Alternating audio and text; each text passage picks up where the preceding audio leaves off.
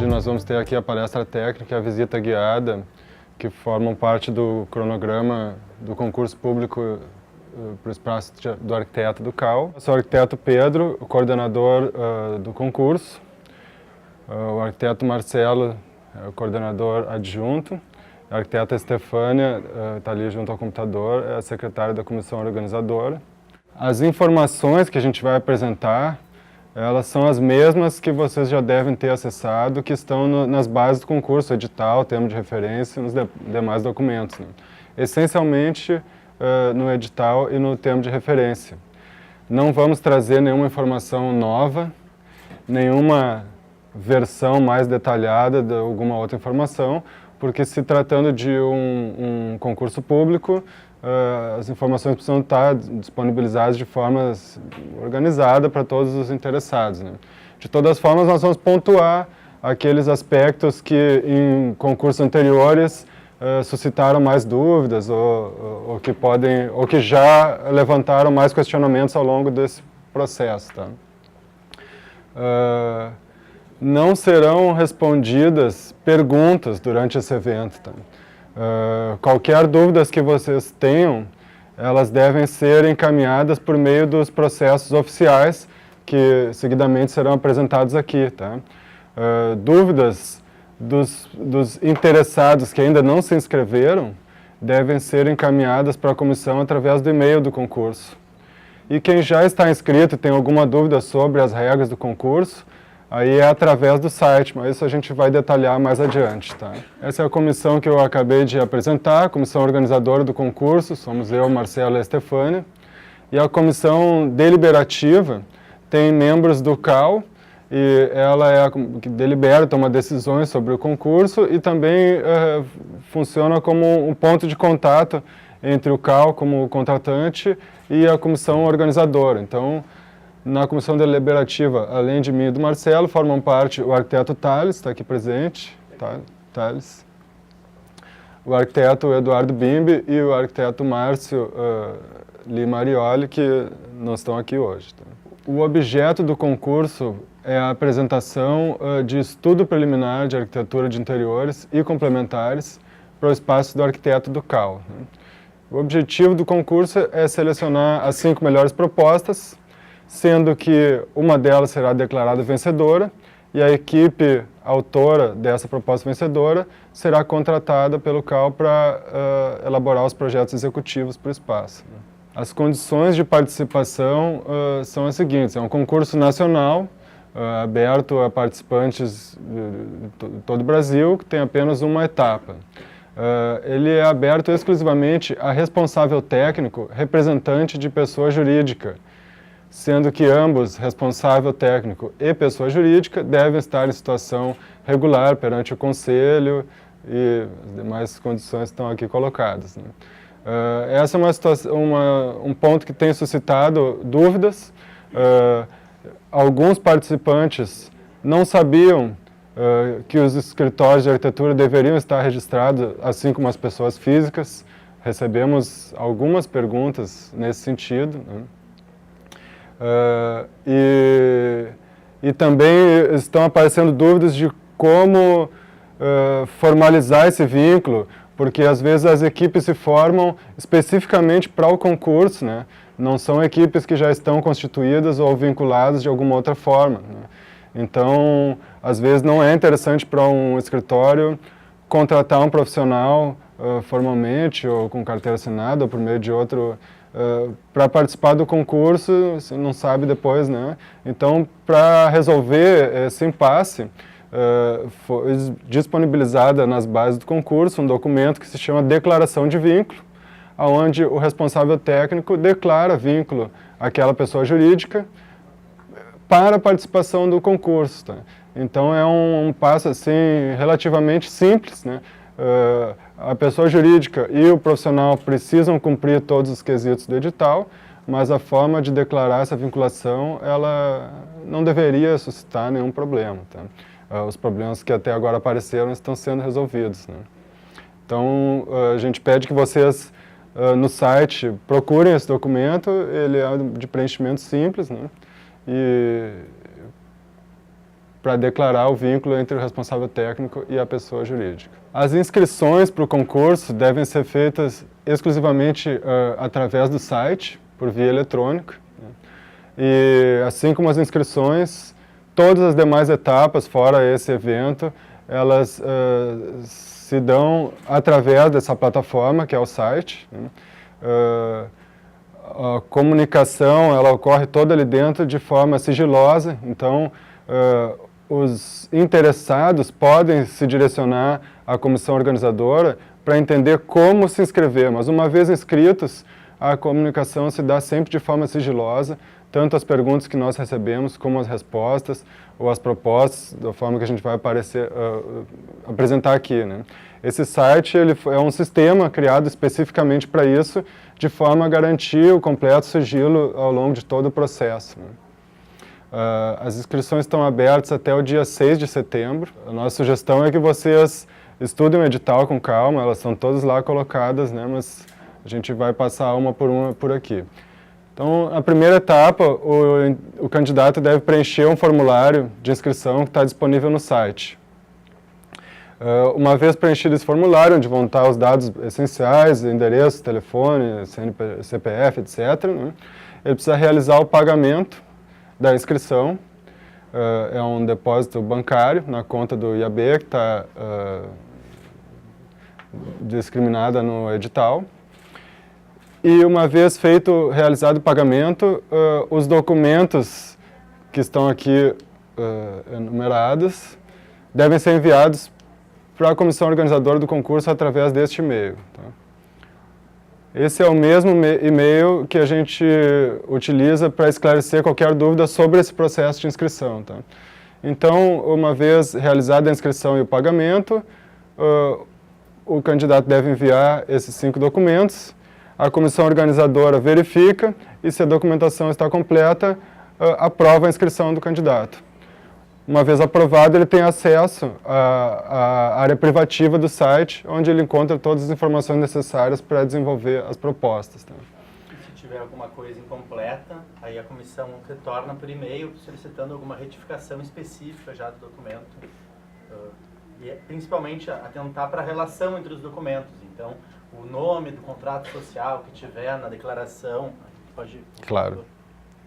O nome da pessoa jurídica que tiver no comprovante de registro de quitação, para ser o mesmo que está no nome da declaração de vínculo da pessoa jurídica, os números do CAL, o número do RG. Então, a compatibilização entre todos esses documentos, as datas de validade deles. Então, toda essa compatibilização entre os documentos é o que a gente analisa, vê a validade deles, a comprovação, se está tudo regular, e aí conforme a gente homologa a inscrição, permitindo acesso à área privativa, ou então entra em contato com o participante para corrigir alguma. Eu não falei sobre os documentos propriamente, deixa eu retornar. Mas eu acho interessante porque tem algumas dúvidas que estão aparecendo, tá? A declaração de vínculo eu já comentei com vocês, é um documento onde o profissional declara qual é a empresa, né? E cita ali o CNPJ da empresa, etc., né? Comprovante de pagamento não tem mistério. É a carteira de identidade profissional ou outro documento de identidade. Frente e verso, né? Algumas pessoas mandam só frente, a gente solicita frente e verso. Então tem o comprovante de registro e quitação, tanto do responsável técnico como da pessoa jurídica. Tá? Esse último é o que tem suscitado maior número de esclarecimentos. Muitos arquitetos não sabiam dessa necessidade, nem mesmo dessa possibilidade, né? Mas é importante, e a empresa que vier a assinar o contrato com o CAL, naturalmente ela tem que estar regular, né, para participar do concurso também. E a declaração, portanto, ela só amarra esse responsável a essa pessoa jurídica. Né? E esses dois comprovantes de registro de quitação são acessados pelo site dos conselhos, então faz o login ali e imprime o registro. Certo. Serão inscritos, portanto, aqueles responsáveis técnicos que atenderem aos quesitos do edital, que fizerem todo o procedimento que a gente acabou de comentar, enviarem os documentos e receberem um e-mail confirmando a sua inscrição, a homologação da sua inscrição. Esse e-mail é enviado pelo próprio sistema do site que confirma, já foi homologada a tua inscrição. Talvez, eu acredito que alguns de vocês já tenham passado por essa etapa. aqueles que tiverem a sua inscrição homologada terão acesso à área privativa e terão direito à apresentação da proposta. Na área privativa, além de todos os documentos que estão abertos a qualquer interessado, estão alguns que são instrumentos de apoio para o desenvolvimento das propostas. Então, tem fotos em alta resolução com a planta indicando de onde foram tiradas essas fotos, o levantamento do espaço em DWG, tem uma planta do todo o térreo do edifício e cortes, né, longitudinais, transversais, e DWG e PDF, modelos oficiais de prancha e selo que devem ser utilizados para as propostas e um modelo de planilha de orçamentos que também deve ser utilizado para a apresentação das propostas. Tá? Além disso, dentro da área privativa é possível realizar consultas oficiais à comissão.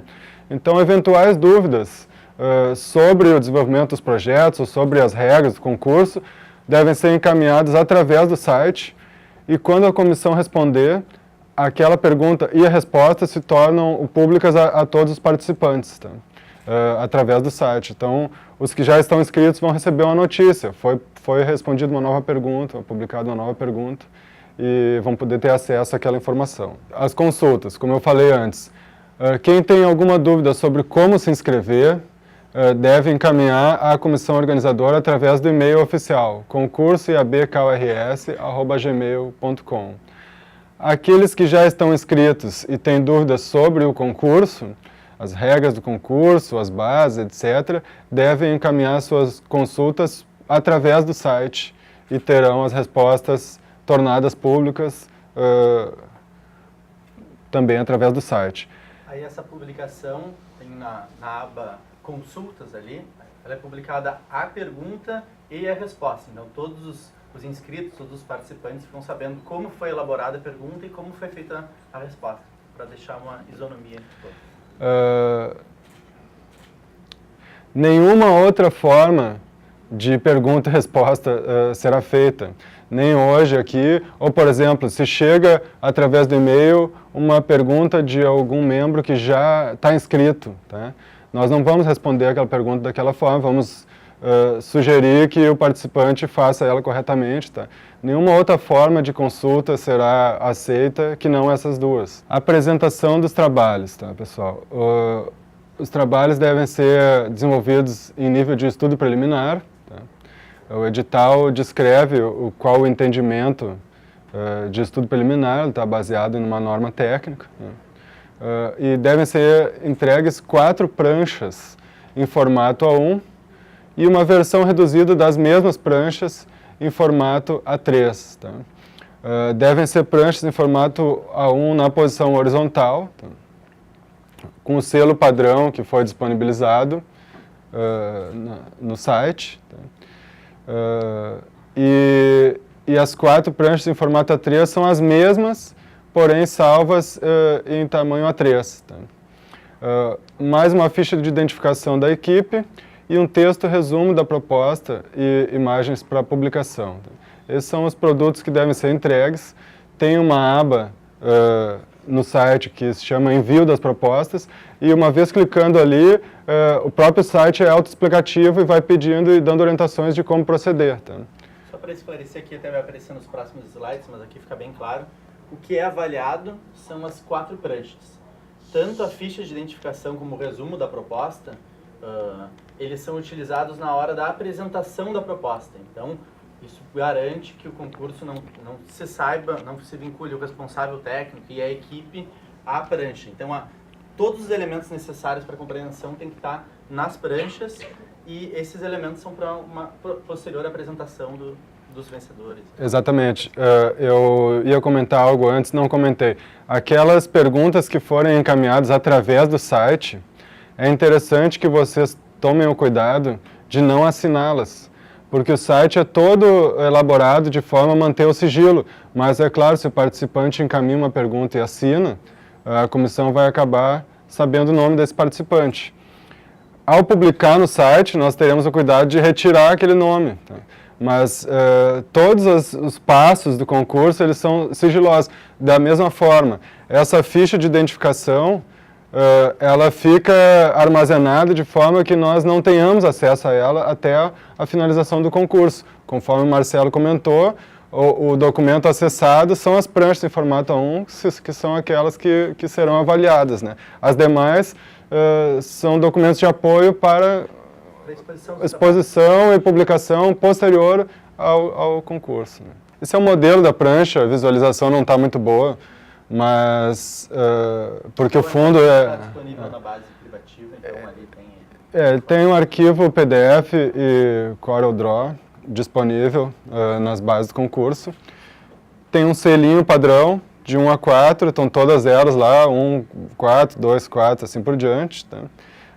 Não tem nenhuma identificação do participante.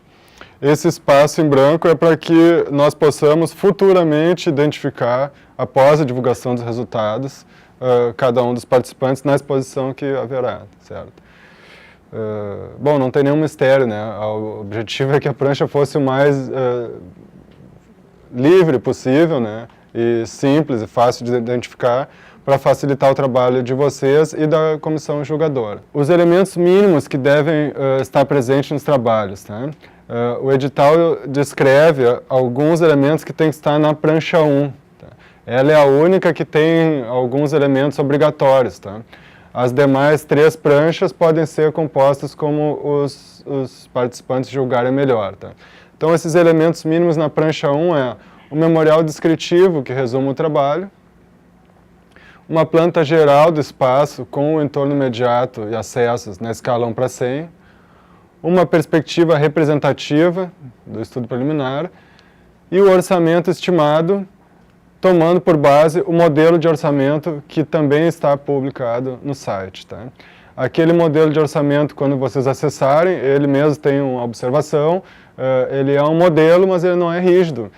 Cada uma das propostas pode ter elementos que as outras não têm e vocês podem adaptar com uma certa liberdade aquele modelo, respeitando a sua estrutura geral.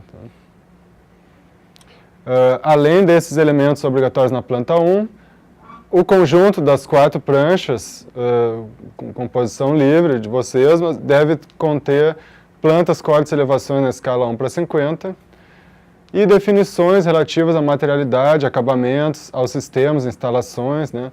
Trata-se de um estudo preliminar, então o nível de detalhamento ele é inicial, mas alguma indicação deve ter de como está se resolvendo a questão da climatização, da iluminação, etc. Né? Em alguma proposta, a iluminação pode ser um elemento central, em outra ela pode ser secundária, mas de uma forma ou de outra tem que estar apresentada qual a solução pensada. Tá? O conjunto das pranchas deve bastar para uma perfeita compreensão das soluções, as escalas ou os tipos de desenhos, soluções técnicas, enfim, recursos gráficos que vocês julgarem mais convenientes, mas que o conjunto das 4 pranchas permita a comissão julgadora entender o projeto como um todo. Né? Deve-se ter cuidado a esse aspecto. Ó. Em nenhum momento pode ter qualquer elemento que permita identificar os autores. Tá?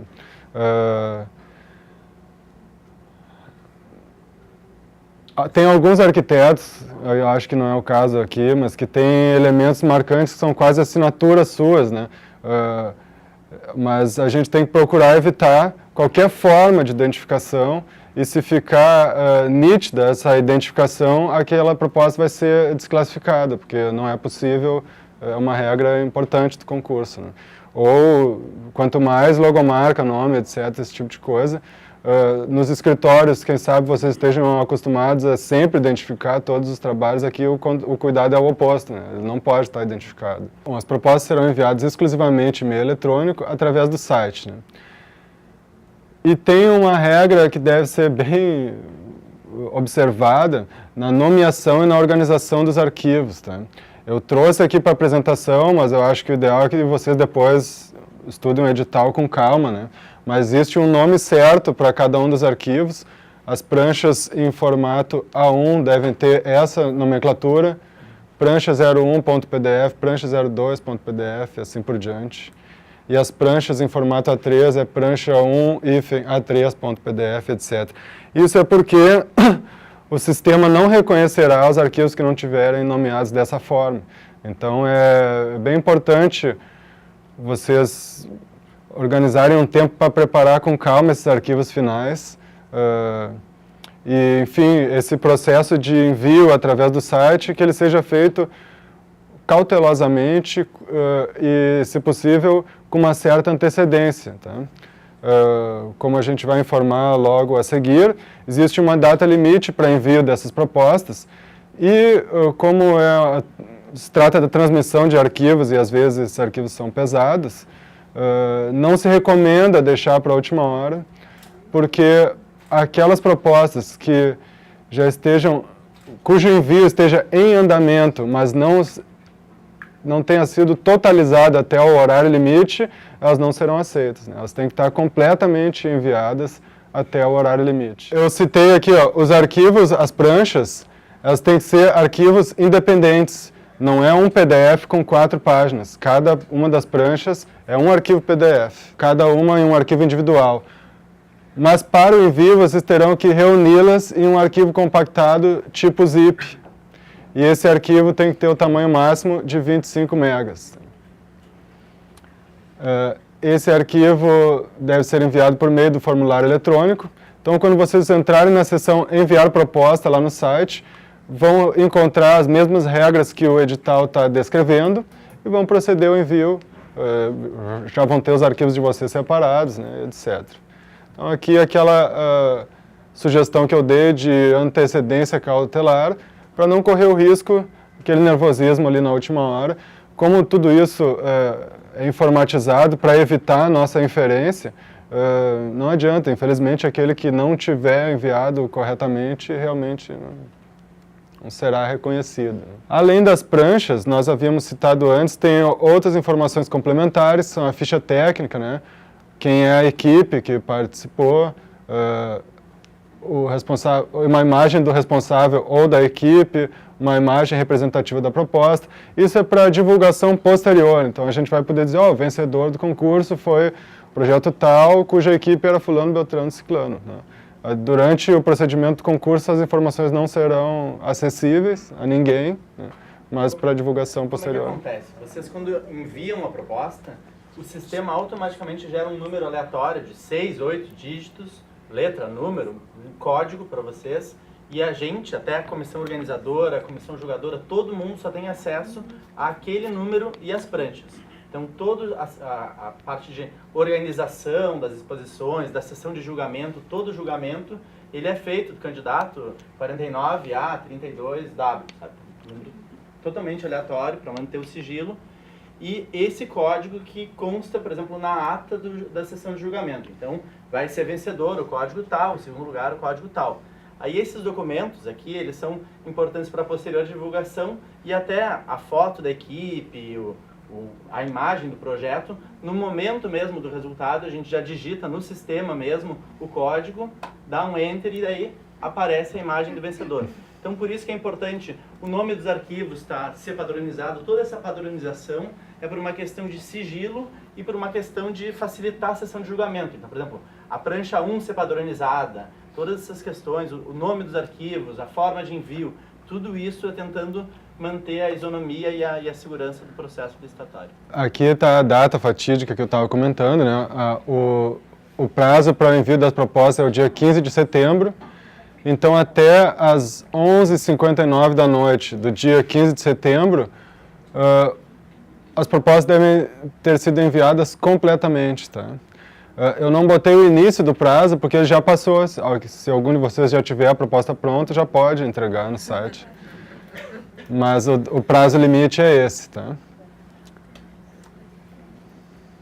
E todas essas confirmações, vocês recebem um e-mail oficial do sistema, automático, avisando que o processo foi concluído, que a inscrição foi homologada, que o envio foi concluído. Todas essas questões são por e-mail oficial, assim, do sistema. Certo. Agora, com relação ao julgamento das propostas, o edital também descreve as regras e os critérios de julgamento. Tá? Tem uma comissão julgadora formada por 5 arquitetos titulares, apresentaremos a seguir, mais 2 arquitetos suplentes. Tá?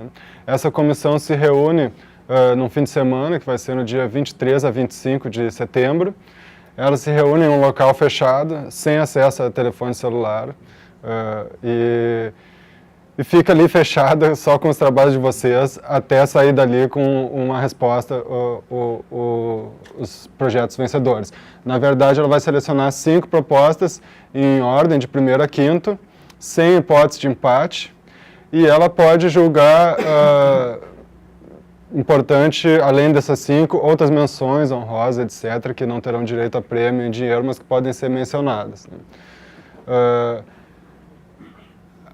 Existem regras, e elas estão claras no edital, né? Mas também o funcionamento da comissão, a própria comissão decide uma vez reunida, né? São arquitetos que não necessariamente se conhecem, possivelmente eles não se conheçam, eles vão ali se encontrar e definir a forma, por exemplo, vamos primeiro ver todas as pranchas de todos, ou não, vamos ver a prancha 1 de cada um. Isso aí são coisas que a própria comissão vai definir. Os critérios que eles considerarão estão expostos já no edital, né? Mas são critérios tradicionais de julgamentos de projetos de arquitetura. Essa é a comissão julgadora. Nós procuramos, entre o IAB e o CAL, com apoio de outras entidades, definir uma comissão que fosse o mais plural possível. Então, fossem arquitetos que atuem em áreas diferentes, com linguagens diferentes. Sim, já ia fazer a menção. Nós temos uma membro titular que está presente aqui, a arquiteta Tânia. Nós procuramos fazer, então, essa composição porque é comum que os concurseiros queiram identificar qual é o gosto dessa comissão, ou que tipo de arquitetura que ela valoriza, etc. A gente tentou, de alguma forma, desfazer isso compondo uma comissão bem plural, aberta, enfim, que pudesse fazer o julgamento mais justo, né? Então, compõe a comissão, são todos arquitetos. A Diana é a arquiteta que coordena os projetos de interiores do escritório Márcio Koga, de São Paulo. É amplamente premiada e reconhecida pela sua atuação nessa área. O arquiteto Maurício Lopes é uruguaio, é professor da Universidade da República em Montevidéu e é sócio do escritório binacional MAPA, que tem um braço aqui em Porto Alegre, e participante de diversos concursos de arquitetura. O arquiteto Emerson Vidigal, do Paraná, de Curitiba, é do escritório Estúdio 41, que é um vencedor, um campeão olímpico de concursos. Eles ganham tudo que é concurso. Então, a gente achou interessante trazer ele para o lado de cá dessa vez e ajudar a julgar as propostas. A arquiteta Tânia Bertolucci, que está aqui presente, é uma indicação da Associação de Arquitetos de Interiores. Tem ampla experiência na área de arquitetura de interiores, assim como o arquiteto Alexandre Bento, também aqui do Rio Grande do Sul, de Porto Alegre, né? Além dos membros titulares, tem 2 membros suplentes, são arquitetos de Porto Alegre, a Aline Furmeister e o Francisco Grock, ambos com reconhecida atuação na área de arquitetura de interiores, em especial a arquitetura corporativa. A comissão vai se reunir entre o dia 23 e 25 de setembro, e no dia 28, que é uma quarta-feira, será divulgado o resultado, em uma cerimônia oficial, realizada em local público de franco acesso, em horário a ser definido. Prevemos que essa cerimônia seja na quarta-feira, às 19 horas, no IAB, porque o IAB, nas quartas-feiras, às 19 horas, tem sempre um evento público, então a gente já agendou, reservou aquela data para esse evento.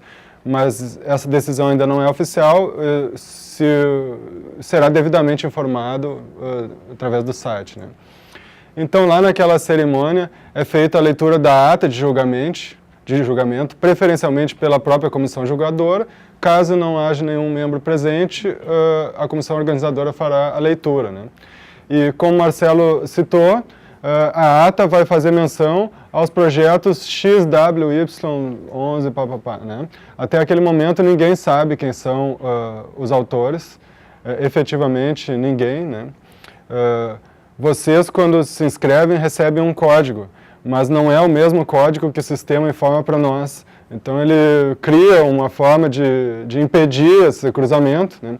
E até aquele momento nós não vamos saber, como o Marcelo citou, a gente pede ao gestor do sistema que ele localize, ele digita o número e aí é que é revelado, enfim, os 5 vencedores e as eventuais menções. E na hora já é publicado no site, instantaneamente, então o mundo inteiro já fica sabendo. A gente até vai cuidar para esse evento, dentro do possível fazer transmissão ao vivo. Então a ideia é sempre deixar tudo da forma mais pública e transparente possível. No mesmo dia vai estar organizada uma exposição ainda sem acesso ao público, com esses números bizarros, sem identificação das propostas, né? E a partir da publicação do resultado, essa exposição vai ser aberta a todos e aí vai ter os nomes identificados.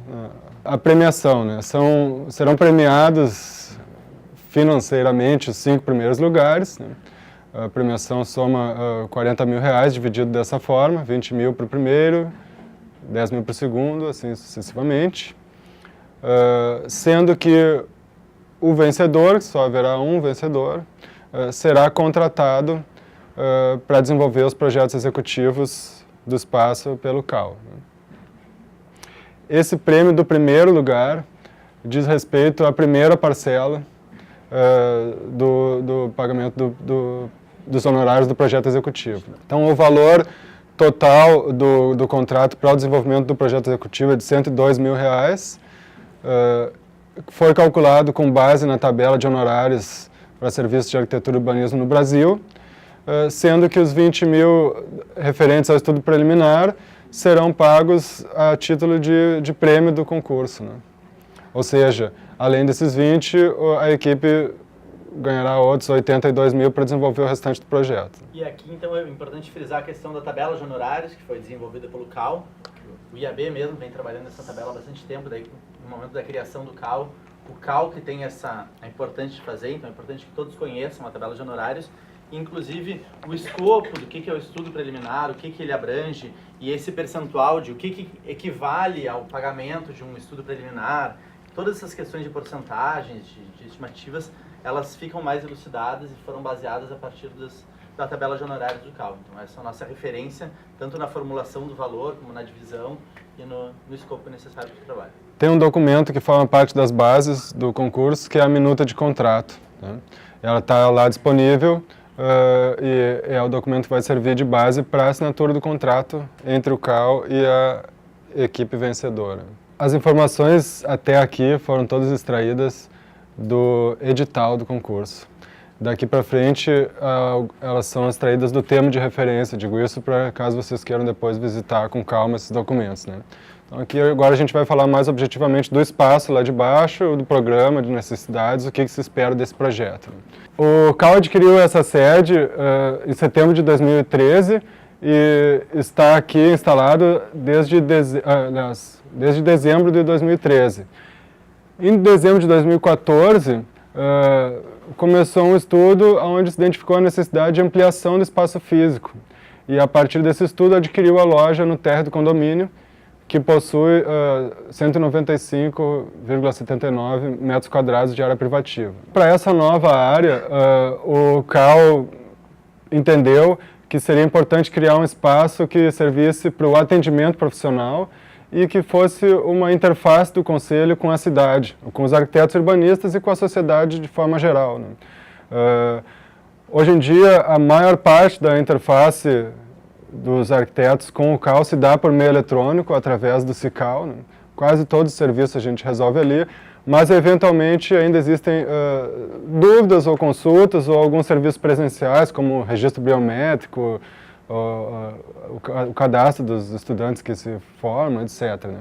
Então o CAL achou que esse atendimento deveria ser prestado de forma mais facilitada e mais próxima da população através de um espaço que tem acesso direto pelo térreo, né? A função principal do espaço será, portanto, o atendimento ao profissional presencial, mas o CAL também acha importante contar com espaço de exposições de interesse do Conselho ou da profissão, né? O conjunto do espaço, o atendimento, mais as exposições, né, ele pretende ser um espaço de referência do CAL para a comunidade e até mesmo da profissão. Então, para os arquitetos, ele deveria ser um espaço seu, né? O CAL batizou o espaço dessa forma, o concurso leva esse nome também, é o espaço dos arquitetos dentro do CAL. E para a sociedade, é um espaço dos arquitetos que deve ser representativo da qualidade dos nossos serviços, da qualidade de um bom projeto, contratado de uma forma correta, então ele é uma referência nesse sentido, né? O espaço conta com acesso direto, independente do acesso principal pelo qual vocês passaram, né? Ele só está separado do passeio pelo desnível por um canteiro, né? Tem uma fachada frontal translúcida, com esquadrias metálicas, uma fachada curva, né? E a fachada oposta é uma fachada cega, que faz divisa com o estacionamento do edifício, né? E com algumas instalações. Aqui tem a planta, está no termos de referência. São 195 metros quadrados. Esses 2 banheiros existiam originalmente. O antigo proprietário construiu esse terceiro. Está lá, assim como uma outra série de divisórias que não devem ser consideradas. Tem somente esses 3 pilares, então, que interrompem esse espaço livre. Toda a ventilação, etc., se dá por essa fachada. As demais fachadas são cegas, né? Aquele banheiro funciona com ventilação mecânica aqui. E o CAL deliberou que as instalações existentes não devem ser consideradas, então, para efeitos de projetos de iluminação, climatização, etc., né? Vocês podem considerar tudo novo, é isso que é a informação, a orientação que está presente no termo de referência. O espaço que vocês vão encontrar lá embaixo, ele ainda está todo subdividido com divisórias que o proprietário anterior tinha construído e ainda não foram retiradas, tá? As plantas que vocês receberam, aqueles que já se inscreveram, elas não têm essas divisórias, tá? E o CAL sugere que não se considerem essas divisórias, né? Tem, portanto, um acesso independente, são 2 portas, né? O antigo proprietário utilizava prioritariamente essa, mas não existe nenhuma prioridade pré-estabelecida, né? São 2 acessos, os 3 pilares, esse que a gente vai ver lá hoje, né? Aqui é um pouquinho da vista externa desse espaço, está ali no térreo do edifício.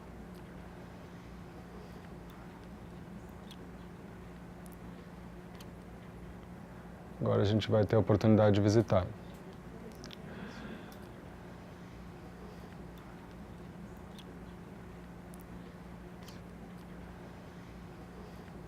O programa de necessidades, né? Como eu falei, conceitualmente tem essa questão do atendimento integral do arquiteto, das exposições de interesse do conselho, da profissão, e de se tratar de um projeto e de um espaço de referência, né? Então, o CAL quer que isso seja uma referência para os arquitetos e que os arquitetos querem que isso seja uma referência para a sociedade, né? Se constituirá na interface entre o conselho e a comunidade, bom, é isso que eu já comentei para vocês. O programa propriamente, tá? Deve contar com um espaço de recepção, que tem uma mesa para 2 funcionários de atendimento telefônico, uma bancada com 3 computadores para acesso ao CICAL por parte dos próprios arquitetos. Então, o arquiteto que chega pode realizar ali sua RRT ou os demais serviços que podem ser realizados pelo CICAL, né? Deve-se prever uma área de espera para 10 pessoas e o controle dos pontos para os funcionários, né? Tem um sanitário misto acessível, depois vai aparecer outros 2 sanitários também feminino e masculino, né? A unidade de atendimento propriamente deve ter mesa para 3 funcionários do CAL, que vão ser os funcionários designados a fazer esse atendimento pessoal, né? Eles estarão treinados e preparados para fazer qualquer tipo de atendimento que o arquiteto possa precisar quando acessar o CAL, né? Então, cada um desses 3 funcionários deve ter condições de atender 2 pessoas simultaneamente, né? Depois devem haver 3 salas de reunião com 6 lugares cada uma delas para um atendimento que necessite mais pessoas ou mais tempo, né? Até como a gente falou lá no início nos documentos de inscrição, o CAU lida tanto com pessoas físicas, com profissionais, como com empresas. Então, daqui a pouco tem alguma questão de uma pessoa jurídica que precise ver a sua regularização, alguma coisa assim. Então, tem reuniões, às vezes com entidades, com outras coisas que a gente pode fazer nesses espaços maiores. O CAU tem uma série de profissionais trabalhando em vários setores aqui nesses 2 andares, o 14º e o 15º. 3 profissionais serão designados para estar fixamente lá embaixo, além das 2 telefonistas. Eventualmente, outros profissionais aqui do CAU deverão ser convocados para participar de algum atendimento, então eles descem e vão até a sala de reuniões e fazem uma reunião um pouquinho maior. Tem a coleta biométrica para produzir as carteirinhas dos novos profissionais, né? O espaço para exposição, tem o termo de referência indica aproximadamente 80 metros quadrados devem ser dedicados para esse espaço de exposição. A gente não colocou aqui, mas no termo de referência tem uma metragem indicativa que pode ser respeitada ou não. Não é uma restrição, né? Mas é um trabalho que o CAU fez de mais ou menos dimensionar para ver se o programa se adequava àquele espaço ou não, né? Esses seriam os espaços principais, depois tem uma série de espaços de apoio, 2 sanitários, feminino e masculino, um almoxerifado para material de escritório, outro para material de limpeza, uma copa e o rack da rede lógica, né? Algumas diretrizes que estão ali no termo de referências. Como eu já falei, desconsiderar as instalações pré-existentes. Então, tem um centro de distribuição de energia elétrica que está indicado na planta, aquilo ali deve ser considerado para efeitos de instalações elétricas de iluminação. O restante é livre e é conforme os projetos, né? A instalação hidráulica existente, ela existe. Então, se for aproveitado nos projetos de vocês, ótimo. Se forem fazer banheiros em outros lugares, etc., dentro dos princípios né, respeitando a estrutura, etc., né? Essa é a orientação do CAU, né? Desconsiderar as pré-existências e conceber redes novas, né? Pode ser que vocês considerem adequado o sistema de climatização e queiram mantê-lo, né? Ele está descrito ali no termo de referência, então isso também não é nenhum empecilho, né? Mas não é necessário levá-los em consideração. Bom, o CAU tem um estudo de implementação de piso elevado, inclusive nesses andares, para a distribuição de toda a rede lógica elétrica de telefonia nesse piso elevado. Então, essa é uma diretriz que precisa ter considerada, né? Com altura máxima de 75 milímetros, né? Bom, e esse projeto que eu comentei, para efeitos do concurso, o que deve ser considerado é o piso elevado. Mas uma vez o vencedor venha a lidar com o CAU vai apresentar esse projeto de lógica que já existe, né? Estações de trabalho ergonômicas com bancada e gaveteiro individual, naturalmente respeitando a legislação e normas técnicas pertinentes, e que a localização do rack de lógica deve prever um acesso para manutenção. São poucas diretrizes, o restante é basicamente livre, né? E esse, por fim, é o cronograma oficial do concurso. Hoje nós estamos nessa visita técnica. Está aberto o período de inscrições e de consultas até o dia 6 de setembro. Desde o dia 12 de agosto e até o dia 19 de setembro está aberto o período para entrega das propostas. De 23 a 25 de setembro serão julgadas as propostas. Em 28 de setembro serão divulgados os resultados e aberta a exposição pública dos trabalhos. A contar da divulgação tem um prazo de 30 dias para eventuais recursos e uma vez vencido esse prazo, está prevista a homologação do resultado e a premiação dos vencedores e a contratação do vencedor.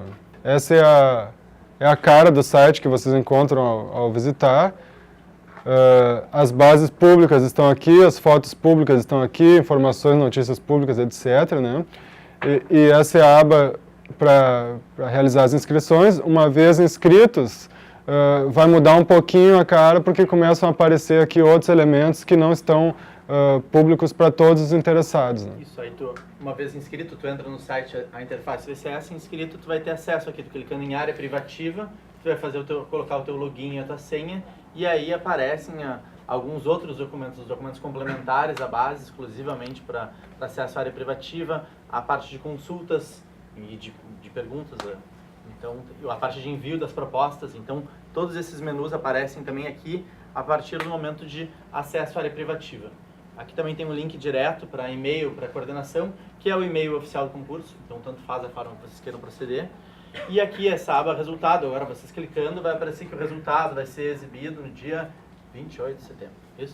E aí no dia 28 de setembro, se vocês estiverem nos seus escritórios, se não quiserem comparecer ao evento público, fica lá dando F5 nessa aba que instantaneamente vai aparecer a imagem do projeto vencedor e da equipe. Então vocês podem direcionar as perguntas sobre as inscrições para o nosso e-mail e sobre as demais dúvidas, uma vez inscritos, através do site.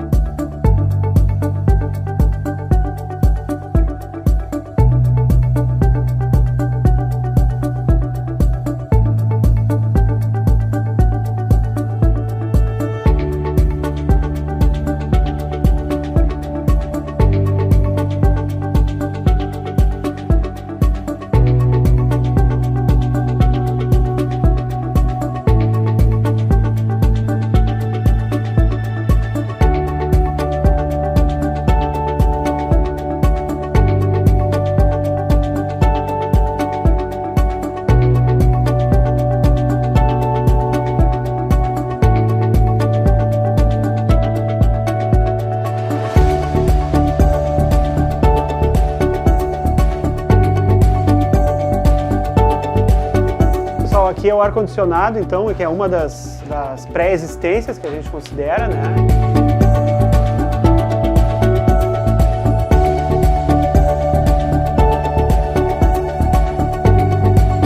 As instalações sanitárias também, tem esse banheiro e tem um outro banheiro no final dessa sala aqui.